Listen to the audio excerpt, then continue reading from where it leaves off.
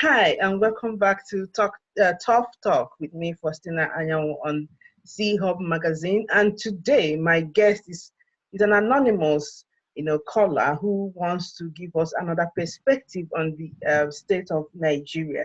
He's an ardent supporter of President Buhari, and he believes that President Buhari is the best thing that's happened to Nigeria in recent times. And my duty, as usual, today is to find out why and help you make up your own mind.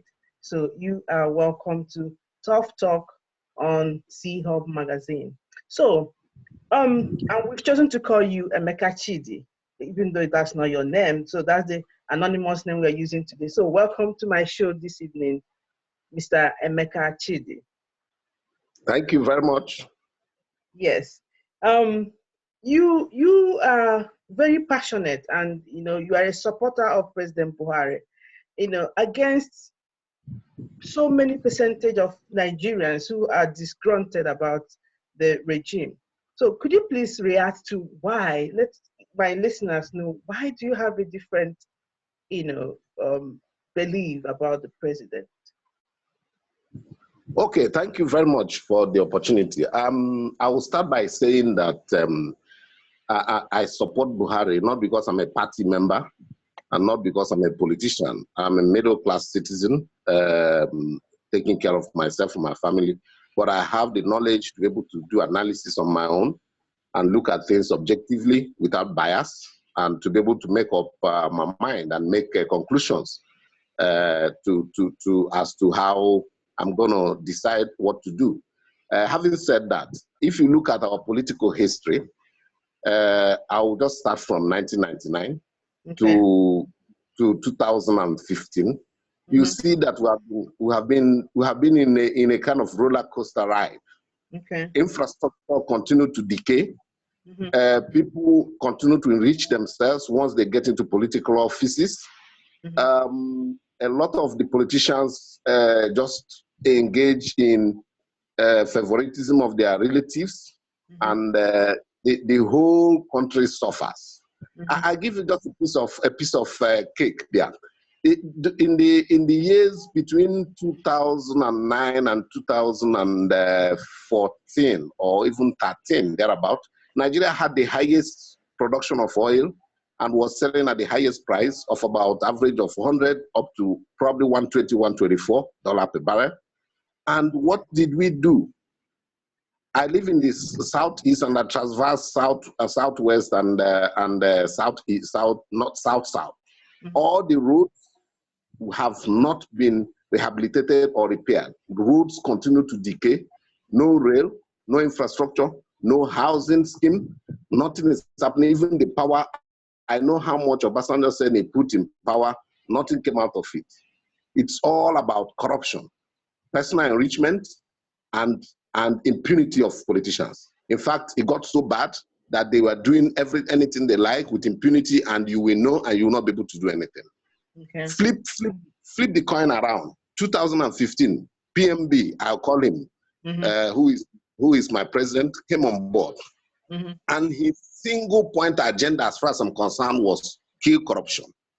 And I believe that the biggest challenge in Nigeria is corruption. If the money that is made to build schools, money that is made to build hospitals, money that is made to repair roads are not put into are not diverted or siphoned into private pockets, the country will develop. But what you see is the parties gang together in their meetings and just share the money. All of us know how much Jonathan shared during, that's Goodluck Ebele Jonathan, that's former president, how much he shared during his election. That's common knowledge. It's no longer news. You can imagine a country where the one they called Dasuki shared how much money that was made to fight Boko Haram. It went into private pockets. I can imagine how many people that died because they couldn't be protected from Boko Haram. What else can I say? Flip the coin around. From 2015 to date, like I said, I live in the southeast. Enugu Onitsha Road has been completed as we speak. Second Niger Bridge is about 48, 47% complete. Work is ongoing. Aba Port Harcourt Road, read my lips, Aba Port Harcourt Road is going to get 8-lane highway I passed through that road recently, and work is ongoing. Okay. The rail story, Amechi, there's Rotimi Amechi, the transport minister, is on board and is revitalizing the rail system. Okay. I don't want to talk about Lagos-Ibadan Express Road. I don't want to talk about the TSA. The TSA is the Treasury Single Account, which has been adopted to save Nigeria from what they do is typically they open multiple accounts in government. You pay money here, you pay money there, you pay money there, and nobody can account for it. But with the introduction of the TSA, the nation has been able to save more than 24.7 billion naira. I'm giving you facts. These are verifiable facts. Okay. Yeah. Yeah. The okay. national let me come in there now. You mentioned Rotimi Amechi as transport minister. You know, I know that Rotimi Amechi was the governor of Rivers State, isn't it? During the Jonathan regime, and he was one of the governors that I believe that was seen as corrupt.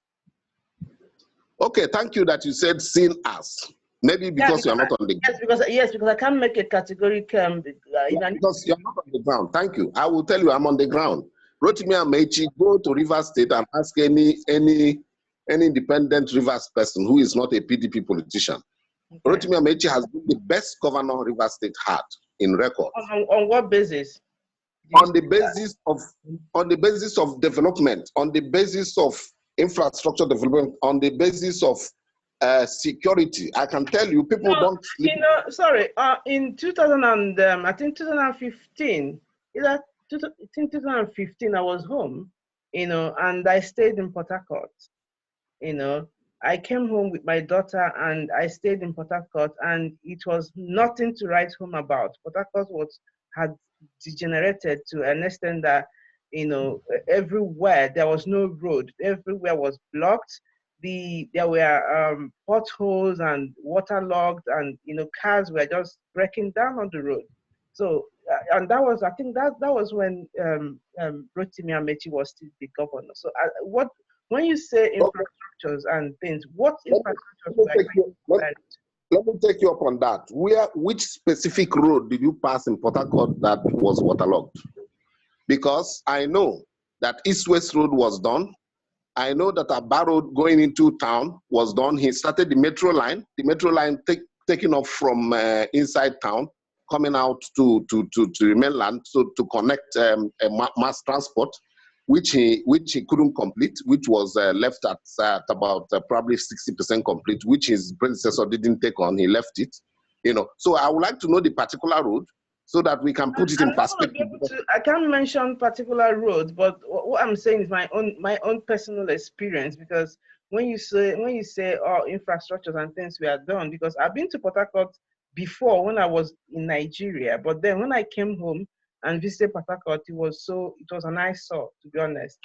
So where else did you visit, so that we can compare? Because you know, I stayed in Lagos as well, and also I stayed in Owerri as well, because Owerri, you know that Rochas is the governor in Owerri, and is one of the most, you know, one of the governors that's seen as the most corrupt, and he is an ardent supporter and funding, you know, fathers or whatever for Buhari. So how would Buhari be, you know, fighting corruption, and all the people who are seen as corrupt are the people who are funding him and who even funded his presidency? Okay, interesting question. You see, in the land of the blind man, the one-eyed man is the king. I'm a realist. You know, if you live in a country where most people tend to be corrupt, then you have to be able to find some people who will be able to lift you up. Okay. If you have the angels that you want to bring from heaven to come and rule Nigeria, that will be fine. But I know that there are people who are dedicated, who are committed, and who, whether you say they are corrupt, because corruption is a perception thing, until a court of appropriate jurisdiction convicts somebody, you can be saying that. I'm going to take you on your own words now, because if we start deflecting on what corruption is, then we are making a joke of the whole discussion. Because if everyone who has any atom of morals in him or her knows what corruption is. When money for a particular project especially is diverted, when people's salaries are not being paid, that is corruption. When somebody, who doesn't deserve something gets it because they know somebody, or they have money, or they have paid somebody, or there is bribery and all that, that is corruption. So there is nothing, it's not subjective. Corruption is not subjective. Yeah, indeed. Like I said, I'm not talking about definition of corruption. I'm talking about calling somebody a corrupt person. Because yes, before you can definitely say that, then the person has to be convicted by a court of appropriate jurisdiction. We all know that. We all know. Sorry to cut you. Sorry, no, I want to take you on that. I want to take you on that. Based on what I think, and that's my thinking. Until let me take you on the courts issue, the one you said about courts now. Okay. We all know that Nigerian judicial system, arm of the government, is inefficient. Is even one of the most corrupt. So you can't rely on a system that is not working. So which system do you rely on? Are you going to rely on people seeing somebody they don't like and say this is a corrupt person? Is that what you're going to rely on? And I don't agree with you. I don't agree with you that the courts are not working. The records are there. The EFCC has a lot of convictions, up to 100 and something. I can get you those facts. There are a lot of convictions, and there are a lot of money being returned, and there are a lot of assets being seized. And this is going through the court process. So I can't.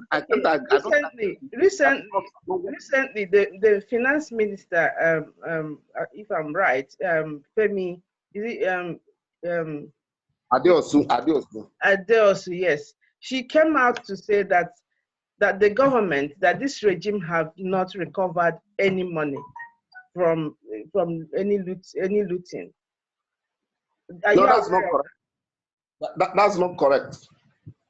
If Adeosu is talking about money in the finance ministry, he's talking about money that has been paid into the coffers of the finance ministry. It's not the EFCC. It's not the courts. The records are there. If the EFCC recovers money, where does the money go to? It goes through the court process. The judge decides that. It's a court process. Like I said. What I'm saying, if money is recovered, I'm not talking of now judgment on whoever that is the looting person. What I'm talking is any money that a government recovers, where does the money go to? So typically, if government recovers money, it should be paid into government coffers. However, there's an arm of government that money has to go to. Let me finish. The judge will have to make a pronouncement, and the pronouncement will depend on the circumstances of the case. And I don't have those details to be able to tell you exactly. Typically, I'll give you an example. If you steal money from somebody and the court pronounces that, yes, you have stolen, returned the money, the court will say, pay back this money to ABC, who is the owner of the money. So that's going into details. But just to let you know, in the 2018 budget, there is a percentage of it that is to be funded from monies recovered from loot. That's why I'm asking you this question now, because we have a finance minister or a finance department or whatever, system, and any government money goes, she is the one who handles the income and outcome of, outgoing money or budget or whatever. So if the finance minister is not aware of any money that has been recovered, then where is that money that is being recovered? First of all, I don't have that information about the finance minister saying no money has been recovered. I'm just hearing it from you. I don't have that information. But even if she says so, she may be referring to the fact that probably money has not been paid into the finance ministry coffers. I'm just saying this. Okay, let us not continue on speculation then. So another thing I want to ask you is this now.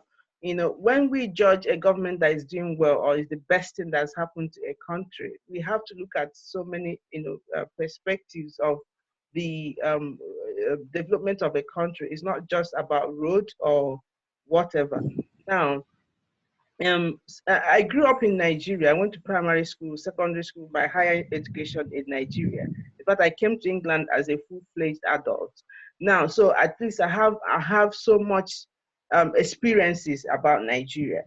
And from my own point of view, I've never seen Nigeria come so divided in terms of ethnicity and religion as it is since 2015 that this regime started. So don't you think that this regime has been a function of divisiveness of that country? No, I don't agree. Rather, I will tell you that this regime is the one that is uniting the country. The president, each time he visits England, is visited by the Archbishop of Canterbury, who is a Christian. They are best friends. I will tell you that story another day. Hold on. No. We are having a discussion. So when you raise a point, I need to take you on it. Now, Archbishop of Canterbury is a British citizen. It has nothing to do with Nigeria. I need to answer your question, please. I need to answer your question. The division you see in the country was caused by the PDP. How? I'll tell you. When they discovered that they were not going to win the 2015 election, they devised all manner of means. Have you heard about Cambridge Analytica? Cambridge Analytica, I'll tell you about. It is a consulting firm. I think it's a UK company or a US company. I can't remember exactly. Mm-hmm. What they were doing was to produce videos, fake videos of hate speech, hate videos, and spreading and pushing it into the minds of Nigerians. And that's what you see today. They call people Malu. They call people, hold on, I'll tell you, you can read it up. They divided the country because they wanted to win the election by all means. Still, they lost the election. And that's the I'm going to paraphrase. I'm going to paraphrase what our president said when he was elected. In fact, one of his first speeches, he said that there is no way the 95% of people who voted for him in the north and the 5% of people who voted for him in the south will be treated equally. Is that a right thing for a president? That's not what he said. That's not what he said. You are misquoting him. And from the records, Southwest gave PMB more than 80% vote. Southeast gave about 20-something%. South gave about 10%. Yeah. So I don't know where you got their figures from. So if the president, this is what the president himself said. So if you're talking about, if you're not aware of this, that means you don't even have the facts that you believe you have, because he said it on live television. I'm not the one that made the statement, so you can't hold me to a statement that somebody else made. You said the president said so, but I'm giving you the facts so that you can make up. My question was to you. I'm not asking you to confirm that statement. What I'm asking you my question was, is that a right statement for a president of a country to say? I'm not going to go into whether it is right or wrong. Politicians make statements. Trump makes statements. You understand my point? But I'm giving you facts. If you bring Trump into this equation, then that means that you don't even know what you're talking about. And I'll end the interview because it doesn't make sense anymore.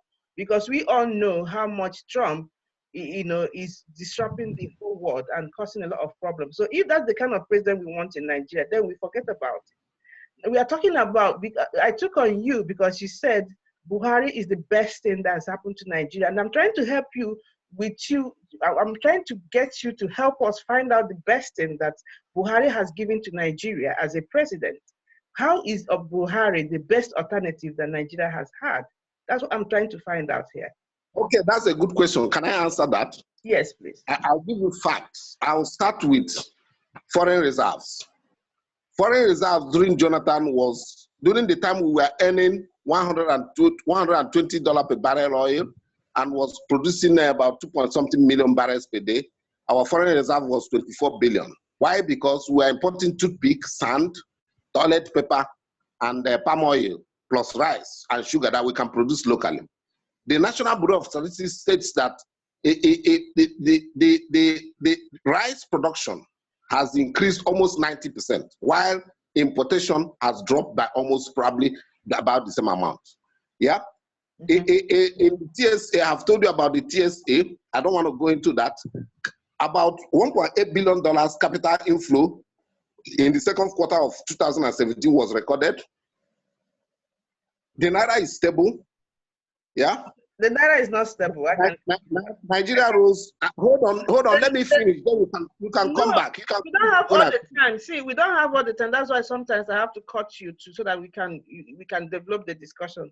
First of all, Naira is not stable. You know, I've been living here when what's his name? Jonathan was. I'm not a Jonathan supporter. I'm not supporting anyone, but I'm trying to get, I'm trying to get the facts here.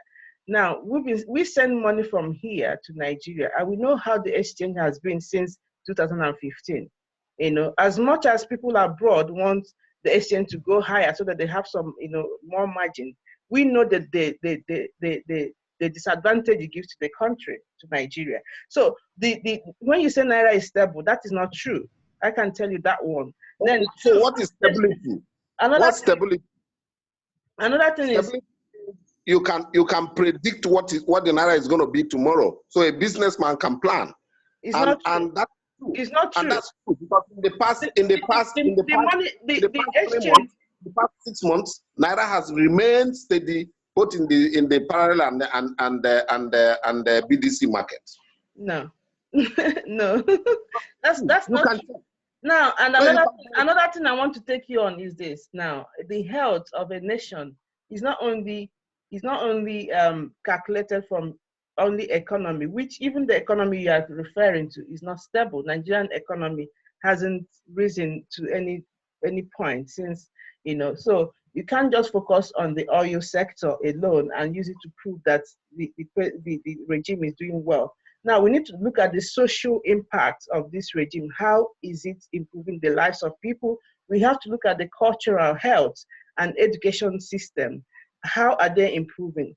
Particularly, we have so many, in fact, almost every educational level in Nigeria has decayed even further. Then when you look at the cultural development, during the time of Jonathan, he empowered the Nollywood sector, and at that point, Nollywood became second, just next to Hollywood. And in fact, they knocked off Bollywood off the rank. And then we had the You Win entrepreneurship, something that Jonathan started with the youth and was empowering youth to start their own businesses. And that was very functional, which now has stopped. And so many other things. Now, talk about the health. If a president of a country will leave the country for more than 100 days and come and have good health, and not just him, the son as well just had a crash and was lifted straight to Germany, for months as well. And nobody is investing or talking about restructuring or reviving the health system of the country. How does that president sound to you as the best thing that's happened to Nigeria after 3 good years? And he wants to come for the second term. You support him coming second term to continue what he's doing. Okay, so thanks. You listed so many things. I will start with the social investment program. Yeah, the social investment program, about 5.2 million primary school children in 28,000 schools in 19 states are being fed daily by this government. Why is it so? Because children don't go to school because they can't even feed. 200,000 unemployed graduates have enlisted in the Empower Job Scheme, and 250,000 loans already distributed to artisans, trades, and farmers. These are facts; they are verifiable. If you talk about things like farming, helping people in cooperatives, you talk about the KB initiative. What did the KB initiative do? They went to Lagos and they invited people to come and invest, and the KB has become the hub for Nigerian rice in the country, and it is making waves. And you see, we are coming out of a crisis. We are coming out of a recession. Why did we have recession? The economy was looted. There was no savings. and No, the oil price. let me tell you why we had recession. Can I land? When you are talking, I don't interrupt you. Just allow me to land. The company was looted, and there was no savings. And the oil price, which is the mainstay of the economy, dropped from 120 to $35 per barrel. Venezuela, which is an equivalent of Nigeria, people were begging on the streets. People were selling their children to feed. But this man, PMB, was able to, with nothing, pull the economy out of recession, build local production of rice, build local production of goods, and banned unnecessary importation of goods that are not necessary in the country. And he's building infrastructure, and he's saving money, he's recovering money, he's taking people to court, those who looted money, and he's doing well. Those who do not like him are those who believe in free money, those who have all been riding what do you call it, airplane that doesn't belong to them, you know, private jet. Somebody who is riding a private jet, he doesn't have a business that is doing, doesn't have a company that is running. All he's doing is running, going to government and carry portfolio. That's the kind of rich man you have in Nigeria. And is that what you want to continue? That's not what you want to continue. Can I come in now? Because you said they picked up, that he's picked up, and they prosecuted thieves and people who are looting and all that. But we are still not able to find where the money that be recovered are. And we've still the money that is recovered is with EFCC. EFCC is the one that is taking them to court. We can take that. After 3 years, at what point does EFCC, but I don't want to go into that. What I want to ask you is this now. I want to give you some points as well. Now, Rochas is a governor of a state in Nigeria, and Imo State has been the worst it has ever been since Rochas came into that place. Now, my mom is a teacher, a retired teacher, and we have seen that so many months of payments of pensioners is not being paid. The pensioners are not being paid. Teachers are not being paid, and this is how it is in. This is how it is with most states. You know, teachers and workers are not being paid.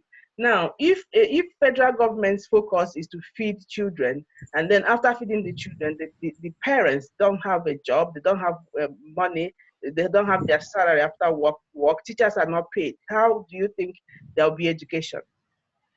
Okay, you seem to pick Imo State. Interesting. Yeah, because I'm from Imo State, so I have a lot of facts there. The federal government has bailed out states 3 times. That's President Buhari has to give money. Why is he doing this?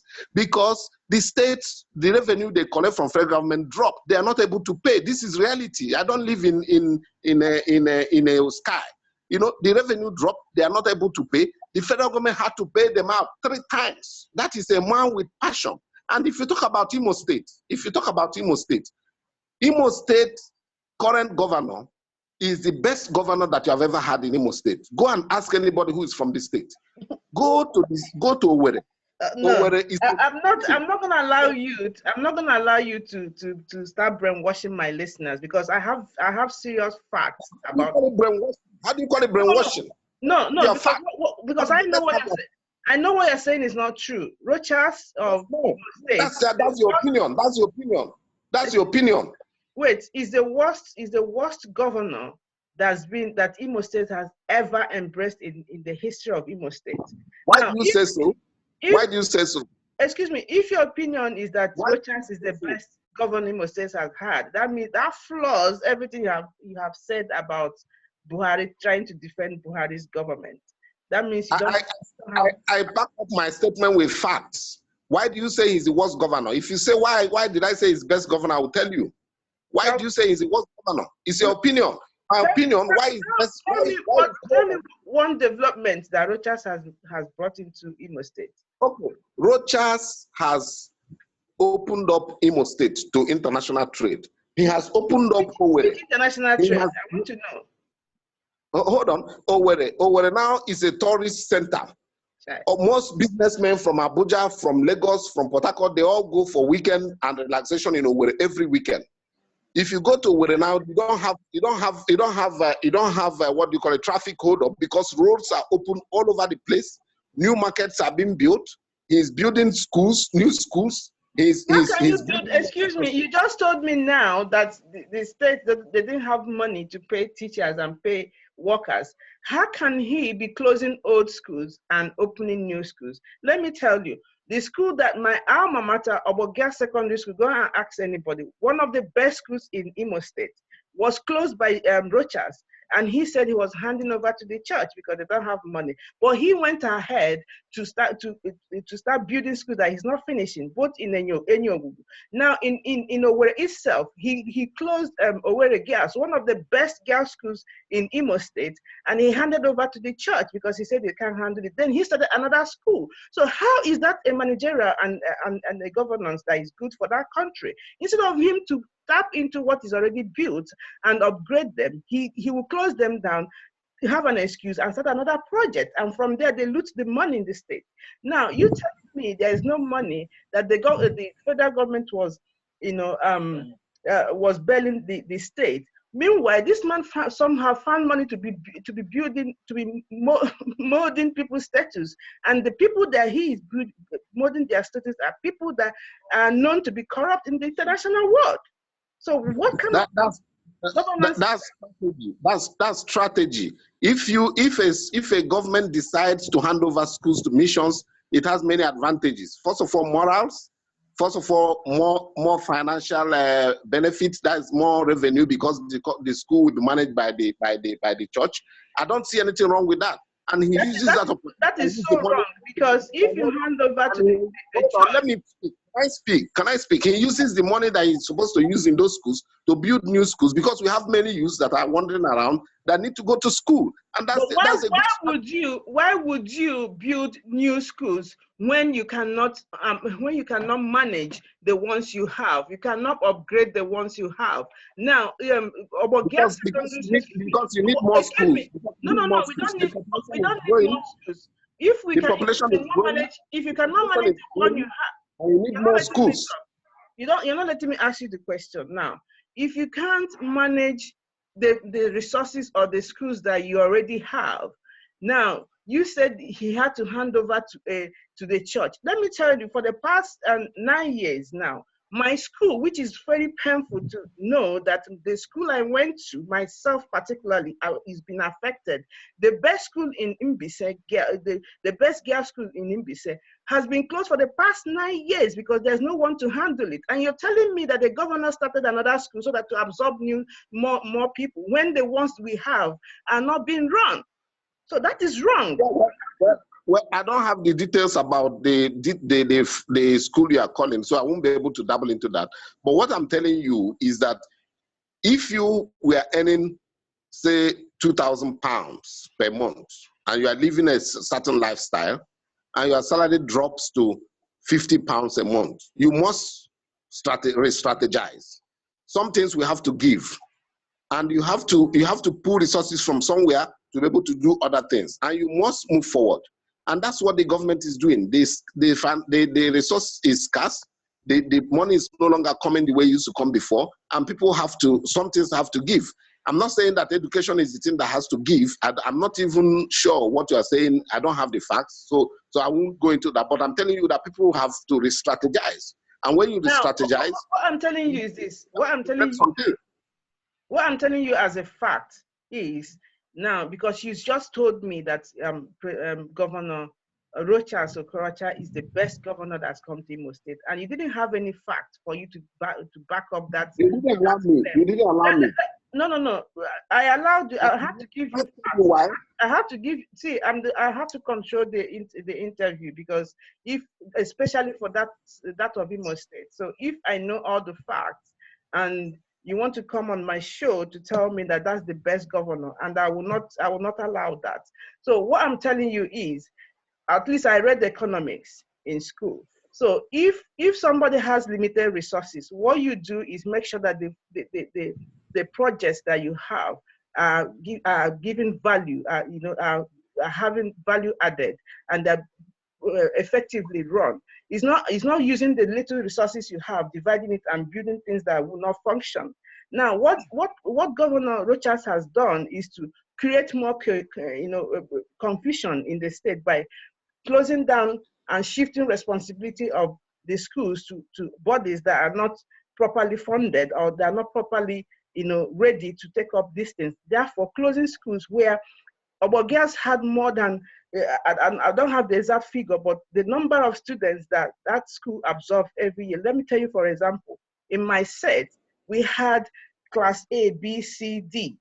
And each class had more than 40 students in that class. And we still had space for more people, to absorb more people. And we had some of the best teachers you can think of in Nimbise at least.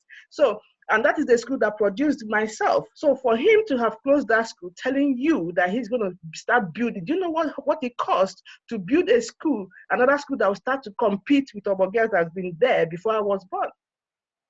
So that is okay. Like I said before, that's happened to a state. Like I said before, I don't know the details about the school you're talking about, and I'm not going to go into that. It's just one of the examples. What I will tell you is that if you go to Owerri today, the infrastructure development, I give you an example about land cost of land. If you bought land in Owerri about 1 million a plot 5 years ago, if you go there now, it's about 5 to 10 million naira. Why? So how is it helping the ordinary person on the street? Because can I speak? You don't allow me to speak. This, I have to ask you questions. See, I don't have all the day. I have a few minutes to go. So if you raise a question that my listeners are going to be interested. You are not allowing me to speak, unfortunately. So the infrastructure development is super. And the governor is doing his best with the little resources that he has. Like I said before, he's re-strategizing because of lack of resources. And this discussion, I believe, is on Buhari, not Rochas. If Imo State people don't like Rochas, they can vote him out. But I'm a Buhari supporter. Do you know why Rochas came in? Because Nigeria is not like America. Even America, where some of the states are independent on what they do and all that. Nigeria is doesn't run that kind of federation, So now these governors are still answerable to the federal government. So that's why. Why did you talk about Rivers State governor? Why did you not talk about the Ekiti State governor? Why did you not talk about Nasarawa State, where people are owed 1 year salary? Why did you not talk about that? That's partisanship. That's partisanship. Let me tell you. Let's talk about Rivers. Let's talk about Rivers. We're not arguing. See, I'm the one who is hosting this show. So you need to respect that I need to ask you certain questions and I need to cut you short at some point so that I can put out the questions that my listeners are interested in having. So that's the best way we can hold this and have. Yeah, but we need to balance it. We need to balance it. If I talk about APC state, you talk about PDP state so that you can get both perspectives. Excuse me. See, like now I'm holding the interview. One, Rochas is one of the founders and supporters of Buhari. It is known that he's one of the people that funded Buhari, and we are contesting if Buhari is corrupt or not. Now, if the person who is one of his allies is now seen as one of the corrupt, in fact, one of the worst people who is mismanaging a state, and you don't want us to talk about it, then that means Buhari is effectively not a leader that we can rely on, and it's not the best thing that's happened to Nigeria. So we are trying to get these facts correct now. But let's go to the security of Nigeria. Now, we have the herdsmen, we have the Boko Haram, who are armed and destroying lives and property of people of the nation, citizens, and these people are not being handled. Then we have the IPOB, which I'm not a part of. I don't support them, but these people, we know they're not armed, and all of a sudden they are prescribed as a security threat as a terrorist group. So how do you react to this? Okay, so I'll start with IPOB. IPOB was armed. I was stopped one day when I was traveling, and I almost escaped with my life. IPOB was dangerous. IPOB was to destabilize the country, and they were prescribed. So they are a terrorist organization that's close. I go to the herdsmen. I go to what's the other one? Boko Haram. You know that Boko Haram had territories. Territories mean they take local government, half of a state. They have their quarters. They have everything. during Jonathan time. Buhari flushed them out. They ran away from the country. They have no place they can call their own. They ran into Sambisa forest where they are fighting now. They have no local government they can call their own. What they're doing is guerrilla warfare. They come out and throw bomb and run away. That's effective management. Even in the US, there is still terrorist attack. So that is being done. If I want to talk about the herdsmen, the story of the herdsmen didn't start today. The herdsmen story predates PMB, in fact, predates 1999. And that problem has been with us, and it's been tackled. Even PMB offered to give colonies to the herdsmen so that they will protect them from farmers. The state governors rejected. They offered to do ranching. Can I land that? They offered to do ranching. Some of the state governors rejected, while some are accepting it. So the herdsmen issue is a hydra-headed one, and it's more complicated by fighters and light arms that came from Libya. You know, let me ask you from what you just said now. You said that PMB offered the herdsmen colonies so that they can be protected from the farmers. Did you hear yourself say that? So that they can be separated. The word I used, sorry, the word was separated. How can you protect the oppressor?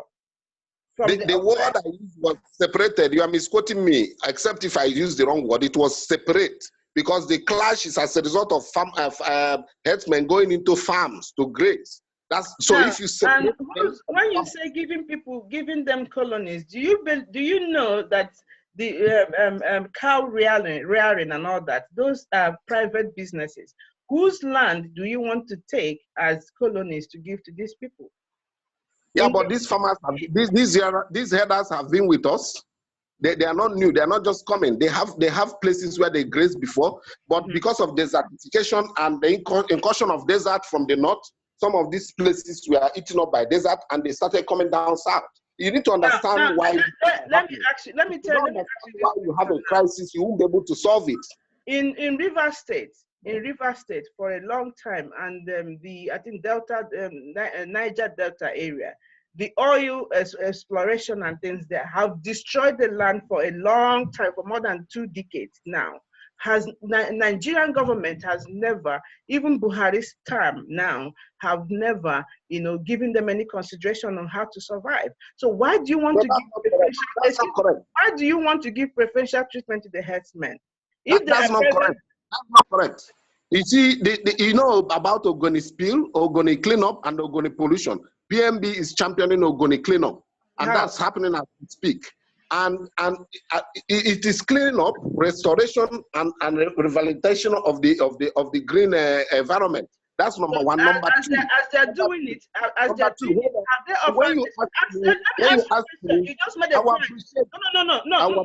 You just made a point, and I need to ask you a question on that point you made now, because we don't have all the time. I don't know when the time is going to end. Now, look, you just mentioned about the spillage and things like that. Has the PMB, the president, has he offered these people any colony for them to continue farming while this restoration is going on?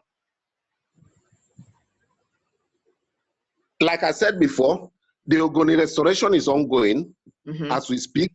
That project is ongoing. And the Niger Delta militants who took up arms have been absorbed into the amnesty scheme. And that amnesty program is going.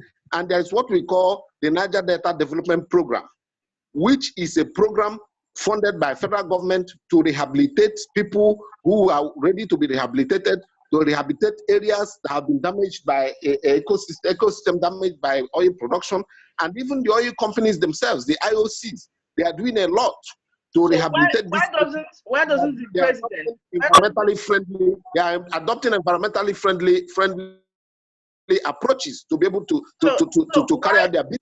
Why doesn't the federal government do the same thing with the herdsmen and find a way for them without encroaching on other people's property? Why can't the government bring a solution for the herdsmen to be able to rear their cow and things like that, give them restoration or whatever that they need? Like, I live in England, I've never for one day seen any cow roaming the roads or streets or any farm to graze, because they had to adopt technologies to industrial ways of, farming their animals and things like that. And here, I can tell you, consume more meat, more milk than Nigeria any day, any time. So, so you think it's a right thing for the federal government to take up people's land and property without compensation to give to herdsmen who Buhari himself has said are not part of Nigeria, are not Nigerians? If they are not Nigerians, why would they be given priority in Nigeria? Nobody is taking anybody's land. Nobody has taken anybody's land without compensation. That's not what is happening. Whatever is proposed is going to be discussed, agreed, and implemented in a peaceful manner. And that's if you exactly have what happened. Most governors, you're not allowing me to answer. Most state governors did not accept if you're not allowing me to answer, there's no point. There's no point, to be honest. When you make a point, I have to take you on that. No, I haven't made any point. You said, let me tell you the point you made. If you don't know the point you made, let me tell you. You said that this is something that will be, discussed in the House and be done in a peaceful manner. And I'm telling you that yes, that's been proposed, and state governors has rejected that. So why can't the federal government find another way that is, that is beneficial to everyone?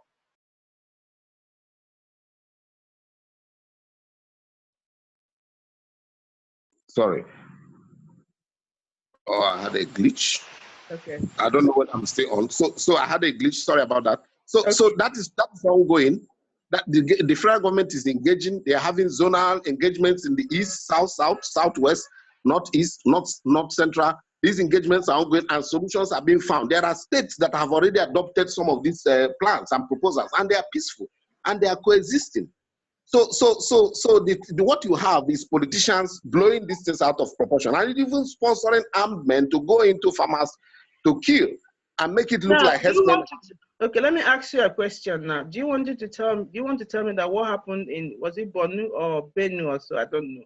Do you want to tell me that what happened recently where I think 72 people were killed by the herdsmen? You want to tell me that that was just blown by politicians? Yes, because in Taraba and Kogi, they have arrested kingpins who are not herdsmen and they are not farmers, who carried out some of these killings. And I want you to address the Borno one that I'm talking about. It's either Borno or Benue, I'm not very sure, but the recent that happened. It must be Benue. It must be Benue. Now, Benue, let me tell you what's happening in Benue. There's what we call cattle rustling. Cattle rustling is where a gang of thieves come to a place, attack the herdsmen where they are staying and carry their cows and go away and go and sell. Now, what happens is, for the Fulanis, if you carry their cow, they must trace it and they must recover it. And in the process of recovering, some of these skirmishes happen. What is happening in Benue? You want to tell me that the Fulanis? Many criminality is what is happening in Benue. People go to attack the Fulanis, carry their cows, and when they carry these cows, they trace the cows back. Wherever they trace them, there is a fight and things happen. That's essentially what's happened. That's what the investigation is going on. My question to you again is this. Now, do you want to tell me that the Fulanis are above the law? Because in every part of the country, there are thieves, and thieves come even into people's houses and steal things. So do you want Nigeria to be a place where if you feel your something is missing, your farm land or yam or whatever, your crops are missing, then you go and start tracing it and take laws into your hands? Why do we have the police? Why do you have why are we supposed to have the what's it called, the security department or whatever in the country if people are going to use their own hand to find the thieves or whoever? That's good. The security arm is working and people report to them. But I'm talking about Benue particularly. It is mainly criminality. For example, in the south here, you have cows all over the place. You have people rearing cows. You don't have those clashes because those things don't happen. And the average Fulani is a law-abiding citizen. They don't carry arms. The ones we see here I'm really surprised at what you're saying, because even in my own hometown, about 2 years ago or so, there were killings in the farm. There were raping. There were there were these cow rearing herdsmen who come into farms in the villages, and they rape women, and they forcibly force people out of their farmland. And this has also happened in Anambra State recently, where they had serious clash with the herdsmen who invaded the communities. So you can't tell me that these are law-abiding people when we have serious evidences all over the place. Like I said, you can have exceptions. We have exceptions. Criminality happens in Christian community, Muslim community, Hausa community, Igbo, Yoruba, and whatever. That's not the norm. Like I said, you have very peaceful Fulani people who carry their cows all over the. They are not the problem. They are not the problem. Nobody has doubted that. You know, every community. See, the problem is when criminality overtakes the normal thing that people do, then it becomes a crisis. And when politicians blow it out of proportion, and when they sponsor armed men to go and cause mayhem, then you have the kind of thing you have in Benue. See, it's not, I'm telling you that it's not only in Benue, and you're trying to defend the actions of the Fulani herdsmen, and that is not right, because you can't tell me because somebody lost a cow, then they kill 50 people. So you want to tell me that now, and I'm telling you experiences that we also have had in Mbise and even in Anambra State, where these herdsmen will come and destroy people's crops. Now, if they value their own cow, why do you think that somebody whose own farm and business is to farm yams and cassava, and you come and destroy those property and think your own is more valuable? So, and they also will go ahead to kill people on top of destroying their own property. So, and how do you justify that? And you're trying to make excuses for the Fulani herdsmen. And we're not saying all the Fulanis, because it's not all the, excuse me, and it's not all the Fulanis. We are talking of these criminals who are killing people all over the country, not just in Benue. I use Benue because that's the recent one that I'm aware of. Now, if this has happened in Anambra State steadily, killed so many people in Ozobolo, which my friend, I have a friend who lives here, it affected her own particular village. And we have seen, experienced this in Mbise as well. And I'm aware of what happened. Women that were raped by these herdsmen and were chased out of their farm and all that and destroyed their crops. Now, how are you trying to defend this? I'm not defending anything. I'm explaining to you what's happening. Like I said, and you have agreed with me, there is criminality everywhere. There are good herdsmen, there are bad herdsmen. And when you have criminality... Excuse me, let me take you on that now. You know that we are talking about the bad herdsmen who are criminals, causing problems all over the country. We are not talking about the good herdsmen. Now, there's a law in Nigeria that if you lose something, you told me earlier that Nigerian legal system is working.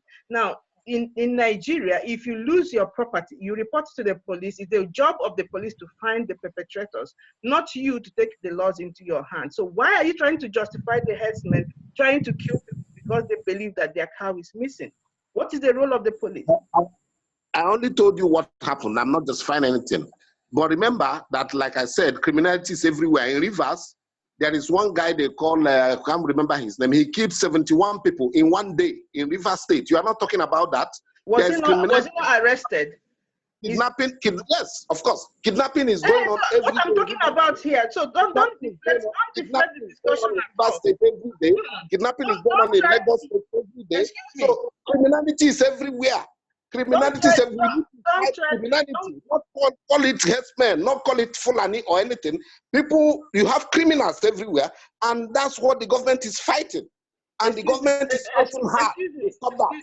Excuse me. Now, we have, in Nigeria, we have different sectors of both agitators and all that. We've talked about the IPOB. When I talked the IPOB, we talked about the IPOB. Now, and everybody knows that IPOB are the Igbo people. Now, we are talking of the Fulani herdsmen. Do you understand me? So we are talking about the criminal Fulani herdsmen who are killing people. So there's no way you're going to remove Fulani from it because it is their arrangement there. So don't try to be an apologist. So look, see, when we see crime, let us call it crime. And our focus here is how is the federal government taking care of the security, security situation in the country. Now, if they were able to clamp down, let me tell you what they are doing. Let me tell you what the federal government is doing. No, excuse me. If the federal government was able to clamp down on IPOB and squash them, why can't they squash the herdsmen? Because I don't think there's any property anybody has that is more valuable than human life. There's no way you can say that. Now, can I respond? Now, there has been 3 operations. Only one operation was done in the southeast, military operation, but there has been 3 operations in the north central, northeast, ongoing, and then north west to be able to contain the herdsmen. Like I said, there is influx of light arms, and it is not like other crises that you used to have. And coupled with the fact that some Boko Haram elements have transformed into cattle rustlers, and they go to kill these Fulani men. You forget that Fulani men are also killed. They're all Nigerians. Farmers are killed, Fulani men are killed. So this is a crisis, and let's not politicize it. Let's call it what it is, criminality, and let's fight it. And that's what the government is doing. The government has deployed the military. They have deployed the police command. They have got equipment. They are even requesting to buy. They just requested. Can you give me an example of how many herdsmen you are aware of that the police or the military have killed? At least we are aware of hundreds of young IPOB members who were unarmed during their protest and all that were shot and killed. Hundreds of people who. Because I can't say thousands. I don't have the exact figure. Hold on now. If you ask me, I'll tell you.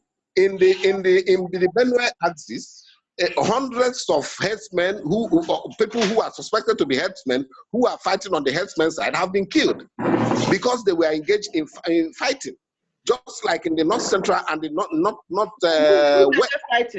Who were they fighting?